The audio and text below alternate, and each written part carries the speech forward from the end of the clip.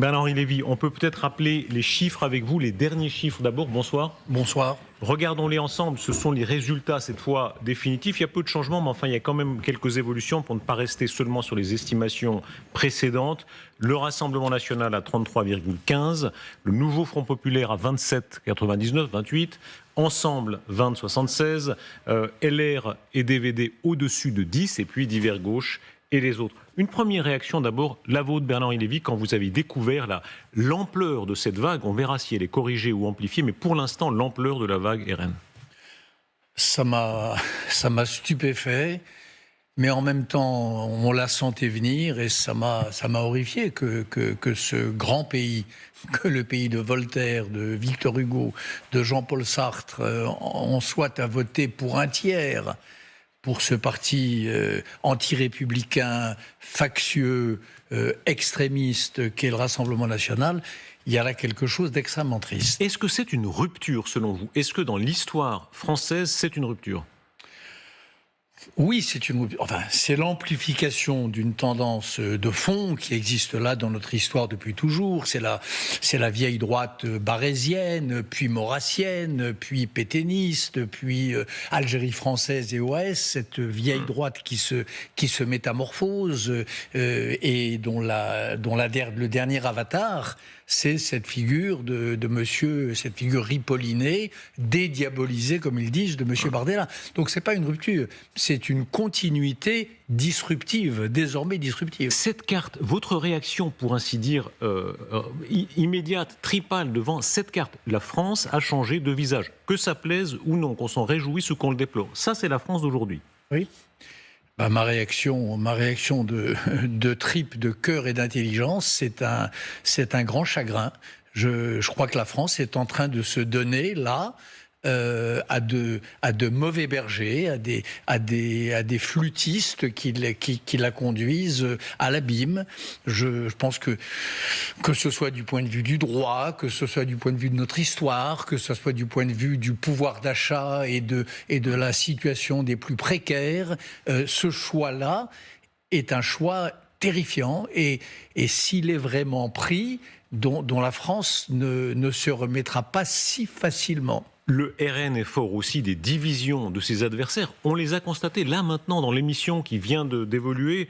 On comprend qu'il y a la ligne du président de la République qui n'est pas si précise sur est-ce que ce front va jusqu'à LFI ou non.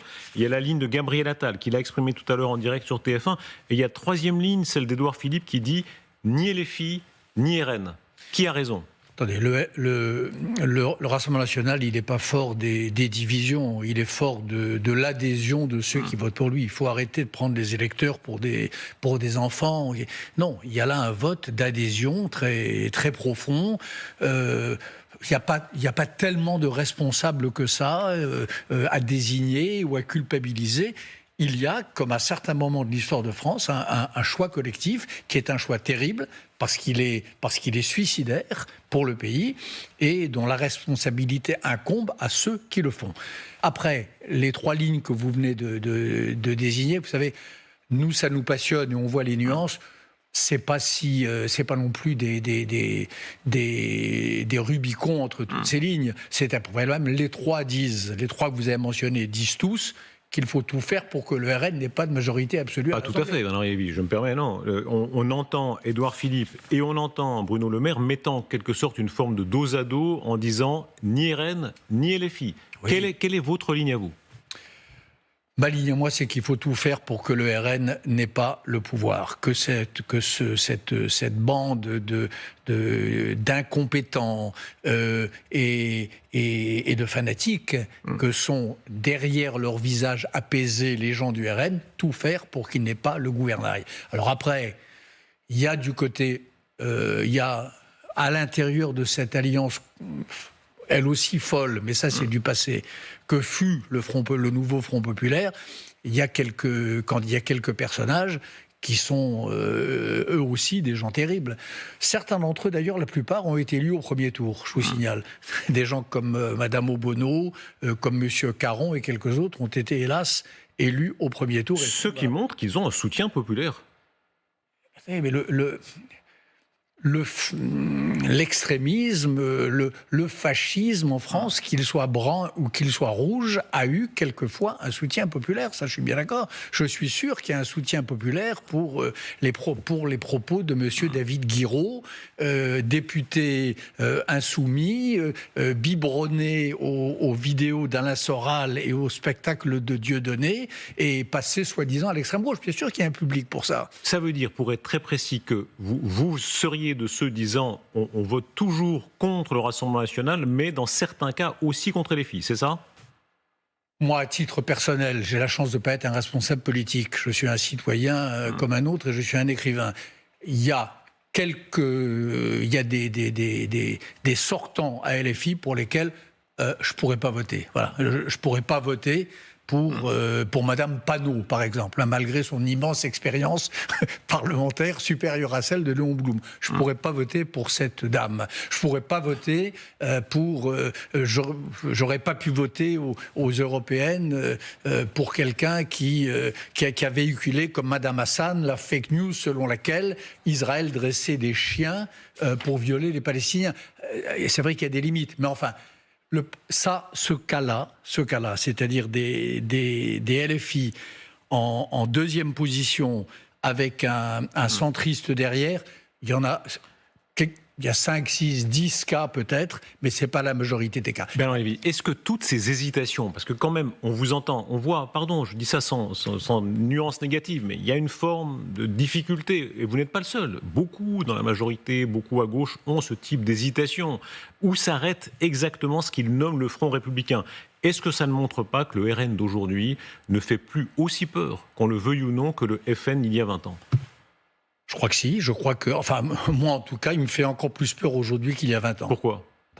Parce qu'il est mieux organisé, parce qu'il est décomplexé, parce qu'il surfe sur une vague populaire, parce qu'il n'y a plus de vote RN honteux, parce qu'il y a de plus en plus de gens qu'on rencontre dans les rues, dans les taxis, qui votent Jordan Bardella sans aucun état d'âme. Donc ça me fait peur, bien sûr, parce que moi je sais que le RN n'a pas changé. Mais Bernard Lévy, beaucoup moins changé que ne le dit. Jordan Bardella a 28 ans. On l'a entendu tout à l'heure sur TF1. Ce personnage de 28 ans, est-ce que vous lui trouvez encore des accointances avec ce qu'était le Front National quand on rappelle l'OAS, etc. Bien sûr, ça a été le passé, mais en quoi est-ce qu'il est lié à cela ? Il est lié à cela parce qu'il est l'héritier de l'histoire de son parti. On ne peut pas présider un parti aussi enraciné dans le pays d'abord, et puis dans son histoire, en reniant cette histoire et en recommençant tout sur une page blanche. C'est pas ce qu'il nous dit. Il a les rapports que nous savons avec la personne qui l'a précédé, avec Marine Le Pen. Il est entouré des mêmes conseillers de l'ombre. Il est entouré et conseillé par les mêmes Gudard et autres personnages fascisants. Il a admis qu'il voulait leur interdiction. Il a lui-même dit qu'il était favorable à l'interdiction du GUD, ce mouvement d'extrême droite violent. D'accord. De même que les fameuses sociétés de conseil qui ont été sanctionnées encore par la Cour de cassation il y a 8 jours et qui ont été condamnées pour escroquerie, ainsi que le Rassemblement national, elles ont changé de nom. Elles ont été dissoutes, puis on en a créé d'autres. Ça ne veut rien dire, ça. Mais est-ce que la roue de l'histoire n'a pas tourné ? Regardez, Madame Méloni, d'ailleurs, elle se félicite de ce qui se passe aujourd'hui en France. Elle a officiellement pris position. Elle dit qu'elle salue le fait que maintenant on ne puisse plus diaboliser ceux qui ne sont pas de gauche. C'est sa formule. On voit, voilà, la tentative constante de diaboliser les gens qui ne votent pas à gauche est un piège dans lequel tombent de moins en moins de gens. Nous l'avons observé en Italie, on le voit de plus en plus en Europe et dans tout l'Occident. Regardez ce qui se passe aux Pays-Bas. Le parti libéral, celui de Mark Rutte, c'est vraiment un démocrate tout à fait inattaquable. Il fait même partie de Renew Europe, le parti du président de la République. Ils sont alliés en coalition au pouvoir aux Pays-Bas. Ah, en réalité, le temps... Moi, la question, c'est pas diaboliser. Moi, je sanctifie... Tout ce que vous venez de faire, oui, tout ce que vous venez de faire, diaboliser ou pas, en tout cas, vous dites, vous avez dit fasciste, vous avez dit, etc. Mais c'est pas diaboliser, Darius Rochebin. Je regarde les programmes, je regarde les déclarations, j'écoute Madame Le Pen, qui, avant même d'être au pouvoir, ou avant même que M. Bardella le soit, commençait déjà il y a 8 jours à réécrire la Constitution, à contester l'article indiquant que le chef de l'État était été le chef des armées.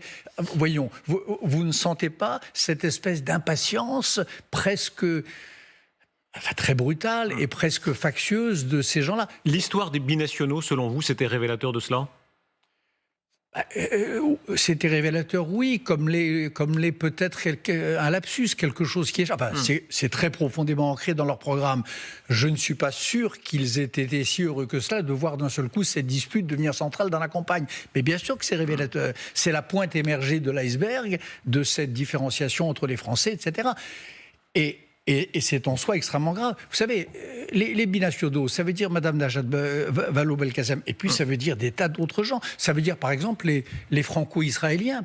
Dans la communauté juive française, il n'y a pas de statistiques précises, en tout cas je ne les connais pas, mais il y a des milliers, peut-être des dizaines de milliers, si on compte les Français de l'étranger, qui ont la double nationalité, qui sont des patriotes français, et qui, pour des raisons qui leur appartiennent, ont la nationalité israélienne. Tout cela... Ils sont visés là au cœur par ces propositions de M. Bardella. Que dites-vous, pardon, à ces Français de confession juive ? On en a entendu certains d'entre eux, notamment sur notre antenne, Serge Klarsfeld, disant que à choisir, ils disent bien premier vote, ils votent ensemble, enfin centristes. Mais ensuite, s'ils doivent choisir entre RN et LFI, ils voteront RN. Ce qui montre qu'il y a, même chez les Français de confession juive, une évolution. Moi, je ne choisis en aucun cas RN, Darius Rojba, parce que je sais, voilà, je pense que Serge Klarsfeld se trompe. Je ne choisis en aucun cas RN parce que je crois que le RN incarne des valeurs, porte des principes qui sont... à la fin des fins, mortels pour quiconque les embrasse. Et si les Juifs de France s'avisaient d'embrasser en majorité ce choix-là, ce choix nihiliste, ce choix de la bassesse française, je crois que cela serait historiquement désastreux pour les valeurs dont ils sont porteurs.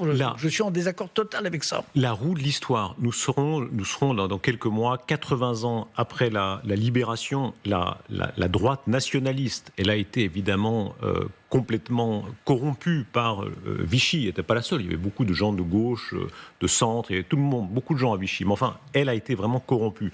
80 ans ont passé, c'est à peu près l'horizon d'une vie humaine. Est-ce que ça veut dire en quelque sorte que la roue a tourné ? Oui, ça veut dire que la roue a tourné, mais attendons, la roue ne s'est pas arrêtée. Il y a aussi, c'est ce que j'allais vous dire tout à l'heure, il y a aussi des gens que j'ai envie de sanctifier. Ce sont les gaullistes de probité qui restent fidèles à leur héritage, aux valeurs du général de Gaulle, et qui savent obscurément ou parfois très clairement qu'est-ce qui les sépare irrémédiablement de ces gens-là. Il n'y en a plus beaucoup. Quand on regarde, les chiffres qu'on voyait tout à l'heure, les LR sont à 10% et on comprend bien déjà qu'il y a une partie d'entre eux qui serait tentée par le RN. Oui, mais regardez, lorsqu'il y a eu cette espèce de vaudeville à la direction de LR, il y avait 61 députés, je crois, dans l'Assemblée sortante. Il y en a 59 qui ont eu une espèce de réflexe tripal, pour reprendre votre mot de tout à l'heure. 59 qui ont dit pas ça, pas nous. On va pas brader l'héritage du général de Gaulle pour les gens qui ont voulu l'assassiner il y a 50 ans. Donc, il reste des gaullistes en France, il reste il ne s'agit pas, Madame Meloni disait, de diaboliser des gens qui ne sont pas de gauche. Mais non, il y a des gens de droite magnifiques, il y a une droite libérale dans ce pays, il y a une droite républicaine. Je voyais hier sur votre antenne, je crois, ou peut-être une antenne voisine, je ne sais plus, le jeune Charles Consigny, qui est un commentateur il est de droite, et il a des positions d'une droiture et d'une rectitude. Donc, ils sont nombreux, les gens de droite, qui défendent et portent haut les valeurs de la République. Il n'y a pas que des bardélistes et des voyous comme les Lousteau et les Châtillon. Une partie de l'opinion vous répond qu'au fond, il y a une forme d'opinion bien pensante de gauche qui est en quelque sorte corrigée. Au début de votre intervention, vous citiez Jean-Paul Sartre, l'homme qui a soutenu l'URSS, l'homme qui a soutenu même parfois des positions antisémites de l'URSS, qui a tenu des propos épouvantables. On a honoré Jean-Paul Sartre. Vous-même, référence à Jean-Paul Sartre, référence à Aragon, qui soutenait les crimes de la police politique soviétique, etc. Est-ce que cette erreur est en train d'être corrigée? Est-ce que là, l'histoire, au fond, rétablit le fait qu'il y a eu une forme de bien-pensance à sens unique? Oui, attendez. L'erreur, eux, l'ont corrigée. Mais pour l'instant, ceux qui soutiennent les héritiers de l'URSS, c'est-à-dire Poutine, que je sache, c'est la secte majoritaire dont nous parlions depuis tout à l'heure. C'est-à-dire, c'est quand même Bardella, c'est quand même Le Pen, c'est quand même Mariani, qui sont pour l'instant les agents de Poutine, ces marionnettes qui sont stipendiés par lui. Et Poutine, c'est quoi? Poutine, c'est l'impérialisme russe, c'est l'homme dont on a appris, je crois, hier ou avant-hier, qu'il se proposait, qu'il avait probablement armé les Houthis pour tirer sur Israël et pour affaiblir l'Occident. C'est ça Poutine. C'est ça les amis de Bardella. Non, Bardella, c'est Poutine. On a vu effectivement que Vladimir Poutine c'est la formule, suit les événements en France. Est-ce que selon vous, il a un intérêt actif dans ce qui se passe? Il a un intérêt actif et alors je vous fous mon billet, je prends le pari ce soir qu'on découvrira dans quelques mois, comme au moment du Brexit ou de l'élection américaine, Cambridge Analytica, on découvrira que des fermes à trolls russes ont été extrêmement actives dans cette période. Mais en tout cas, même sans spéculer comme ça, il suffit de lire, il suffit d'écouter. Le Rassemblement national, ce sont des admirateurs de Poutine. Il suffit de regarder les images de Marine Le Pen chez Poutine il y a quelques années. Ils s'en défendent aujourd'hui, soyons francs. Aujourd'hui, ils s'en défendent. Ils s'en défendent. Ils n'ont jamais voté des sanctions contre la Russie. Ils ont boudé Zelensky quand il est venu à l'Assemblée nationale française ou à l'Assemblée européenne. Bardella, qui n'était pas là, Monsieur Bardépala, comme on l'appelait à l'Assemblée européenne. Donc, ils peuvent, en effet, en paroles, mais c'est des paroles vides. La réalité, c'est que le Rassemblement national, comme la France insoumise d'ailleurs de Jean-Luc Mélenchon, c'est les deux partis de Poutine en France. Et Poutine, c'est le Hamas c'est les Houthis, et les Houthis et les Hamas, c'est des groupes terroristes qui en veulent à Israël, l'Occident, l'Europe. Voilà, c'est ça le Rassemblement national. Bernard-Henri Lévy, là, rappelez-vous, 2002, le front, l'immense score de Jacques Chirac, où tout le monde se ralliait derrière son panache face au Front national à l'époque. On voit aujourd'hui, depuis le début de cet entretien, le début de cette émission même, que ça n'est plus du tout le cas. En réalité, voilà, le temps a passé plus de 20 ans, une génération. Oui, mais d'ailleurs, en 2002, c'était pas se rallier à son panache, c'était noyer Chirac sous les bulletins de vote. C'était ça le mot d'ordre.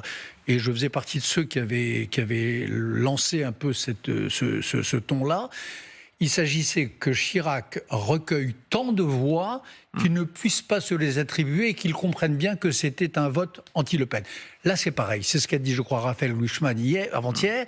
Ce deuxième tour législatif, ce doit être un référendum anti-Rassemblement national. Il faut que les gens de droite votent pour les candidats de gauche. Il faut que les électeurs de gauche votent pour les candidats de droite lorsque ce sont eux les mieux placés. Il y a un moment historique, et dans ce moment historique, il faut tout faire pour que le RN n'accède pas aux responsabilités. C'est ça l'urgence du moment. Où serait, selon vous, là, le si grand danger? Mettons-nous dans l'hypothèse du 8 juillet avec une majorité. On a entendu d'ailleurs l'évolution ce soir. M. Bardella dit même une majorité relative mais forte.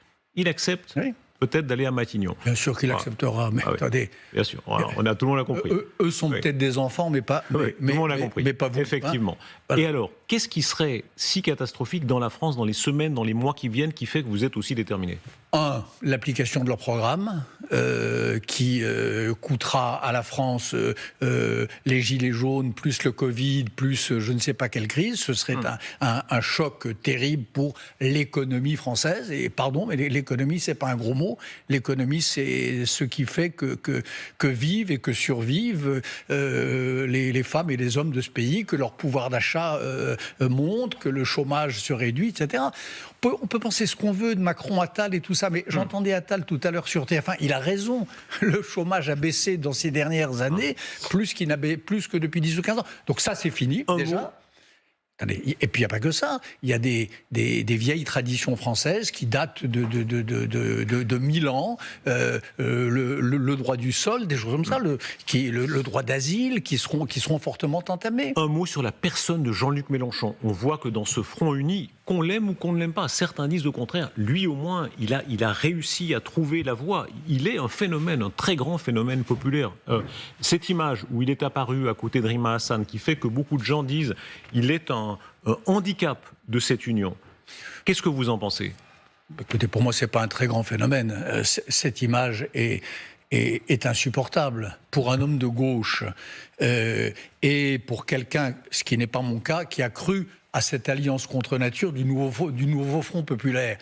Voir à 20h10 Jean-Luc Mélenchon truster l'affaire, se précipiter, prendre tout le monde de court, apparaître à la télévision, et qui plus est, avec Madame Rima Hassan, arrivée à bride abattue depuis Bruxelles, revêtue d'un kéfier pour occuper le terrain et pour incarner le nouveau Front populaire, mais quelle honte pour toutes les femmes et tous les hommes Bernard-Henri de bonne Lévy, volonté. est-ce que là aussi vous ne retardez pas, c'est-à-dire la gauche, une grande partie de la gauche, que ça vous plaise ou non, aujourd'hui, c'est Jean-Luc Mélenchon. Ce sont les chiffres qui l'ont. La puissance de LFI est considérable, y compris... Attendez, aujourd'hui, alors depuis quand ? Aux élections européennes, cher Darius Rochebin, pardonnez-moi, Raphaël Glucksmann a rassemblé autour de son nom, autour de ses idées, autour du soutien à l'Ukraine, autour d'une ligne universaliste, anti-tyrannique, défendant les Ouïghours, 14% de l'électorat, et Jean-Luc Mélenchon en a rassemblé 10%. Rien qui, autrement dit, dans le rapport de force ne l'autorise ni à truster, comme il l'a fait, le plus grand nombre et les meilleures circonscriptions, ni de se précipiter à la télé et place de la République pour parler au nom de tous les autres et pour laisser le soir des élections, le soir du premier tour, il y avait quelque chose de pathétique à voir les alliés de Mélenchon, les autres partenaires du nouveau Front populaire, se partager les rogatons, des apparitions en duplex pendant quelques minutes, mal cadrées, mal filmées, après l'apparition en majesté de Mélenchon. Il y a là une arnaque, il y a là une captation de biens communs de la part de Mélenchon et des Insoumis. Alors on peut peut-être vous trouver ça grand, moi je trouve ça minable. Écoutez, Jordan Bardella, de quelle manière il joue évidemment des divisions dont on vient de parler au sein de ce front, qui n'est pas un front pour l'instant, face au Rassemblement national. Il était tout à l'heure l'invité de TF1. Écoutez-le. Oui, une alliance un peu contre nature entre M. Mélenchon et Emmanuel Macron qui est très surprenante. Moi, j'avoue que je suis assez surpris de voir un président de la République venir au secours d'une mouvance d'extrême gauche violente qui appelle à l'insurrection, qui nourrit un antisémitisme d'atmosphère depuis le 7 octobre, qui n'a jamais de mots pour condamner les atrocités du Hamas et qui veut, envers et contre tout, organiser le désordre dans la société française. Et puis de l'autre, je vois M. Mélenchon appeler ses candidats à se retirer pour soutenir les candidats d'Emmanuel Macron et notamment face à Elisabeth Borne. On voit que la France insoumise a fait un choix, celui de retirer son candidat pour appeler à voter pour Madame Borne, qui a mis en œuvre la réforme des retraites et multiplié les 49.3. Donc je pense que c'est une alliance du déshonneur dans un sens comme dans l'autre, que les Français ne sont pas dupes. Et moi, je souhaite que les Français puissent avoir de la clarté sur ces prochains jours. Et c'est effectivement dimanche prochain un choix entre M. Mélenchon, Premier ministre, et nous.